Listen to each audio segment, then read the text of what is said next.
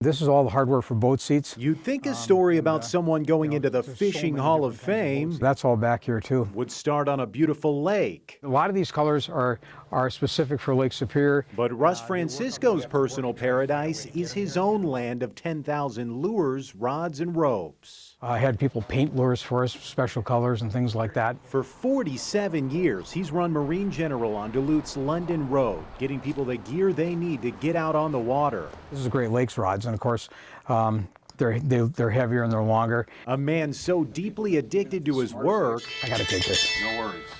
Sir. we couldn't even get through an interview without him taking calls. He found a couple of trolling motors on your website and wondered if you had any wiggle room for a price on those. It all began in 1976 when a young, outdoors-obsessed Francisco opened a sailboat shop on London Road.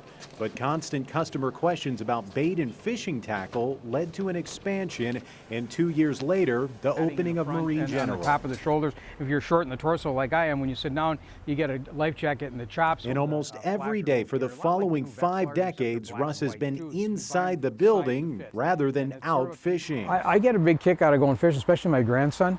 But even at my age, and I'll be 71 in April, I get up in the morning, get dressed quick, and go to work. You know, I love to come see the people. Russ's knowledge and intellect when it comes to fishing is amongst the best there is. Renowned fishing guide Jared Houston has known Francisco for 17 years, often shopping at Marine General to get the gear he needs. Here you are.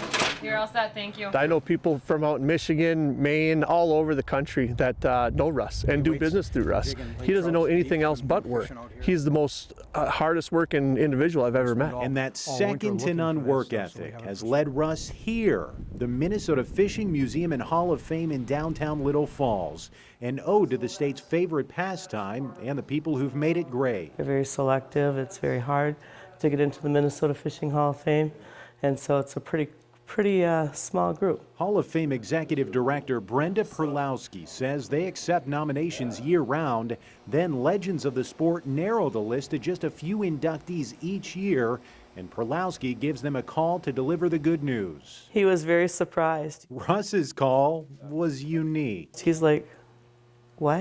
And I said, oh, that's really great. Well, no, you don't understand. This is really an honor. I said, yeah, I understand. And they said, okay.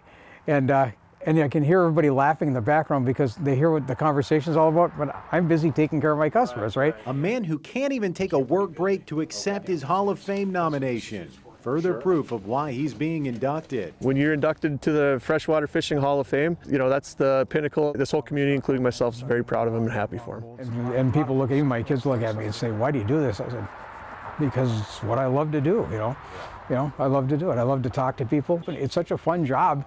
So those are coming in. This line here, over here, we've been building for